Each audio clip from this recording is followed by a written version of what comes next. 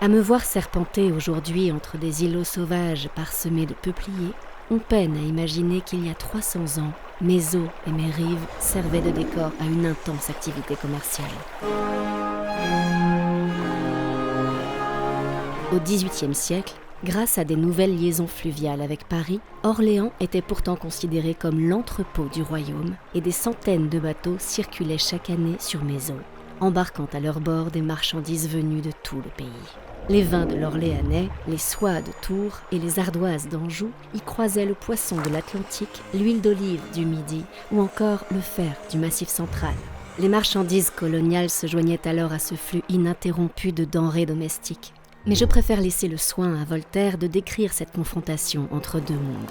Car au fond, qui mieux qu'un esprit des Lumières peut nous éclairer sur cette période trouble de l'histoire ? Trouble, certes, mais aussi éminemment politique. Qu'entendez-vous par là ? Au départ, le développement du commerce international français constitue une réponse à l'expansion coloniale des grands pays européens. Cette concurrence explique pourquoi, dès le XVIIe siècle, la France se familiarise avec le goût des épices, du cacao ou encore du tabac venu d'Amérique, d'Asie et d'Afrique. Vous oubliez de mentionner les animaux exotiques, les plantes et les graines acclimatées sur les bords de Loire et qui sont issus des expéditions scientifiques. C'est exact, même si étancher la curiosité des naturalistes n'est pas la priorité des armateurs. Certaines denrées coloniales sont en effet nettement plus profitables, mais leur exploitation a eu des conséquences tragiques. Beaucoup de produits coloniaux sont effectivement issus de cultures nécessitant une importante main-d'œuvre. Or, pour répondre à ce besoin grandissant, la France a participé à la traite atlantique. Un phénomène qui s'est développé sous le règne de Louis XIV. C'est Jean-Baptiste Colbert, le contrôleur général des finances de Louis XIV, qui a fixé le cadre du système esclavagiste à travers le Code noir au XVIIe siècle. Le siècle suivant en a renforcé l'importance. J'ai effectivement vu de bien sombres navires aborder et quitter la côte atlantique. Pour le comprendre, nous devons nous rapprocher de l'océan, et plus précisément de Nantes. Car au début du XVIIIe siècle, la Cité des Ducs est l'une des plaques tournantes du commerce avec le Nouveau Monde.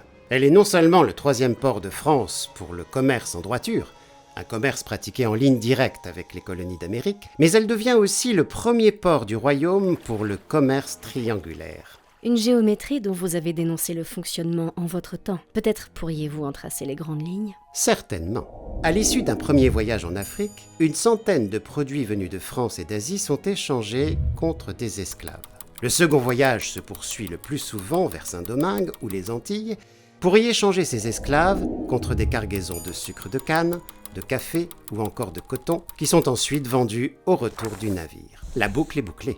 Toutefois, le port de Nantes n'est alors pas le seul à participer à cette activité. Non, ceux de Bordeaux et de La Rochelle y versent aussi leur écho. Au début du XVIIIe siècle, Nantes assure près de 75% des expéditions de la traite française. Jusqu'en 1830, 1754 navires vont y être armés à cet effet, transportant plus de 550 000 Africains de l'autre côté de l'océan. Cette exploitation de l'homme par l'homme n'est pas seulement inimaginable, elle est aussi fort lucrative. La traite négrière fait en effet la fortune des négociants et des armateurs qui inondent le marché hexagonal des marchandises du bout du monde. Le sucre, par exemple. La France en est si friande qu'elle en devient vite le premier importateur en Europe. Au cours du XVIIIe siècle, les importations d'or brun sont ainsi multipliées par 8 et représentent jusqu'à 30% des denrées qui remontent la Loire. Un afflux qui va avoir une influence considérable sur l'économie du bassin ligérien. Absolument. La demande est telle que le sucre donne naissance à une nouvelle industrie particulièrement dynamique. Car le sucre ne peut pas être consommé en l'état à la sortie des cales.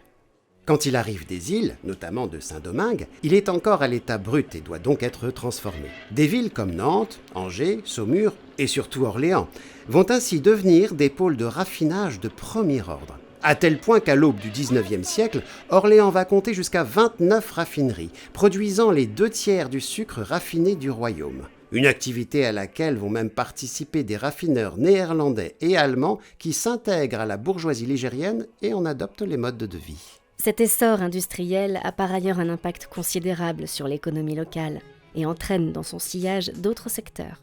La production de sucre accroît aussi celle du charbon et des chaudières en cuivre. Elle mobilise par ailleurs des corps de métiers tels que les tonneliers, les potiers pour la conservation du sucre et les papetiers pour son emballage. Cet âge d'or n'a toutefois pas survécu au dernier feu du XVIIIe siècle. C'est vrai, j'ai moi-même vu cette industrie quitter mes berges.